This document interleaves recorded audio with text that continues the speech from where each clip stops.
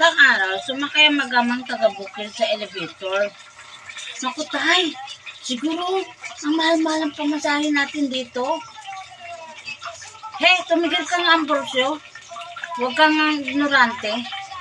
Mag-antay lang tayo. Kung kailan tayo titikitan ng konduktor. Ano daw pong manok ang masaya kapag kinakatay? Di, Chicken Joy. Chismis yan eh. Siyempre pakikinggan ko yan. Sino bang hindi makikinig sa chismis? Lalo na si Marites o si chismis. Nagtanong si Pedro kay Juan. Sabi niya, Paring Juan, bakit yung biik laging nakayuko? Sabi ni Juan, ewan ko nga ba pare, bakit nga ba? Sagot ni Pedro, kasi yung nanay nila baboy.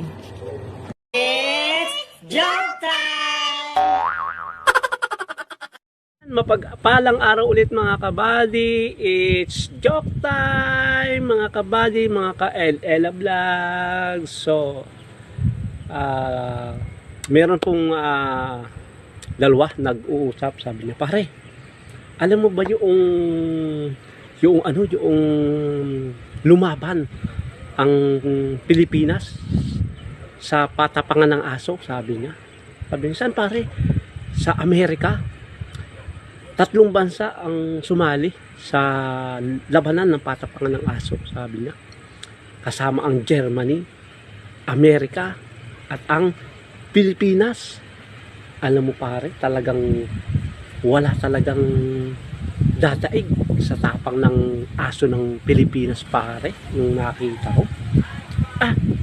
Yung aso dito sa atin sa Pilipinas, mananalo ay ang mga kalaban niya ay mga sa ibang bansa, sa Amerika, sa German, sabi niya.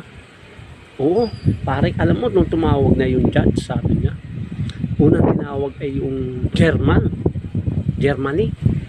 Ngayon, sabi niya, ito po, masasaksihan na ninyo ang tapang ng aso ng Germany. Sabi niya, ay di pumasok yung sa Germany, lumabas.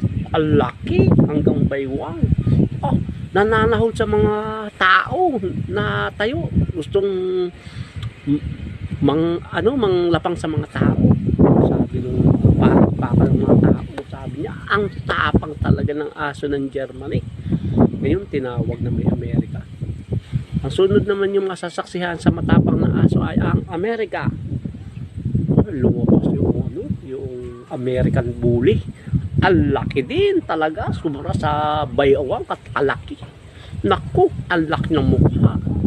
At tapang, nagtatatahol. Lahat gustong hangkabin ang mga tao.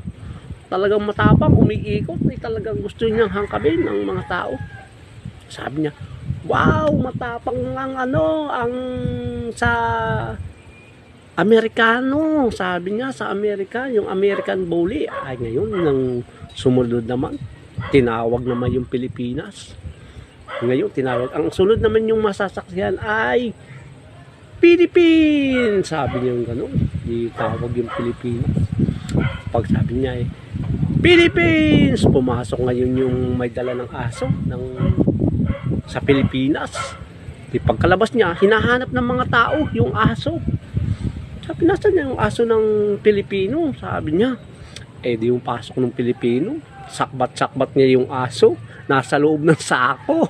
Nasa loob ng sako. Sabi niya, asan kaya yung sa mga paano masasaksihan yung tapang ng sa Pilipino aso? Bakit wala silang dalang aso? Ang ginawa noong Pilipino, inilabas niya yung aso. Pagkalabas niya doon sa sako, binakawalan niya. Naku, nang habol na yung mga aso, lahat hinabol. Yung palang dala niya ay asong ulol, yung bangaw. Sabi niya, napakaliit na, nasdusdusin pa. Pero ang tapang, nagtakbuhan yung mga tao. Sa sobrang tapang ng aso ng Pilipinas, sabi niya, wala nang tatalo sa tapang ng aso.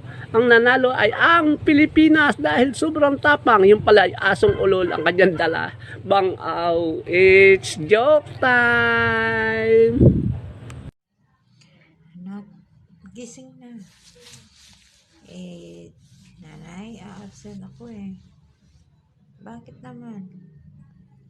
Masamang pakiramdam ko eh. Halika na, papatignan kita sa doktor. Titignan lang pala ako eh. Di padala mo na yung picture ko.